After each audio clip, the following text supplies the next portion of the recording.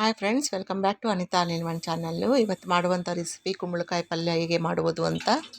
ಮೊದಲಿಗೆ 1 table spoon oil ಸೇರಿಸ್ತಾ ಇದ್ದೀನಿ. ಸಾಸಿವೆ 1/4 ಟೀ ಸ್ಪೂನು, ಕರಿ ಲೀವ್ಸು ಸ್ವಲ್ಪ, ಉದ್ದಿನಬೇಳೆ ಮತ್ತು ಕಡಲೆಬೇಳೆ 1 ಟೇಬಲ್ ಸ್ಪೂನು, ಅರಿಶಿನ 1/4 ಟೀ ಸ್ಪೂನು, ಕುಂಬಳಕಾಯಿ ಚೆನ್ನಾಗಿ ಹಚ್ಚಿರುವಂಥದ್ದು 1/2 kg, ಜೊತೆಗೆ ಉಪ್ಪು 1/2 ಟೇಬಲ್ ಸ್ಪೂನು ಸೇರಿಸಿದ್ದೀನಿ. ಎಲ್ಲ ಮಿಕ್ಸ್ ಮಾಡಿ ಒಂದು ಸಾರಿ ಲಿಡ್ನ ಕ್ಲೋಸ್ ಮಾಡಿ ಆಮೇಲೆ ಸ್ವಲ್ಪ ನೀರು ಸೇರಿಸ್ತಾ ಇದ್ದೀನಿ.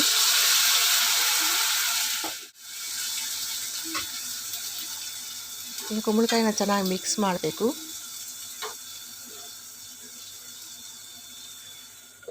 ಈಗ ಲಿಡ್ನ ಕ್ಲೋಸ್ ಮಾಡ್ತಾ ಇದ್ದೀನಿ. ಒಂದು 5 ನಿಮಿಷ ಆದಮೇಲೆ ಲಿಡ್ನ ಓಪನ್ ಮಾಡಿದ್ರೆ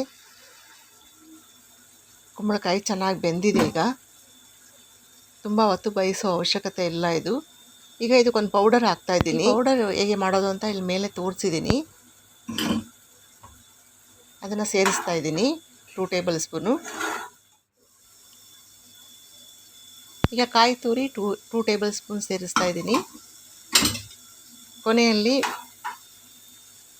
ಲೆಮನ್ ಜ್ಯೂಸು 1/2 ಟೇಬಲ್ ಸ್ಪೂನ್ ಸೇರಿಸ್ತಾ ಇದ್ದೀನಿ. ಈಗ ರೆಡಿ ಆಯಿತು. ಕುಂಬಳಕಾಯಿ ಪಲ್ಯ ಚಪಾತಿ ಜೊತೆಗೆ ತಿನ್ನಲು ರೆಡಿಯಾಗಿದೆ. ಈ ರೆಸಿಪಿ ನಿಮ್ಗೆ ಇಷ್ಟವಾದರೆ ಶೇರ್ ಮಾಡಿ, ಲೈಕ್ ಮಾಡಿ, ಸಬ್ಸ್ಕ್ರೈಬ್ ಮಾಡಿ.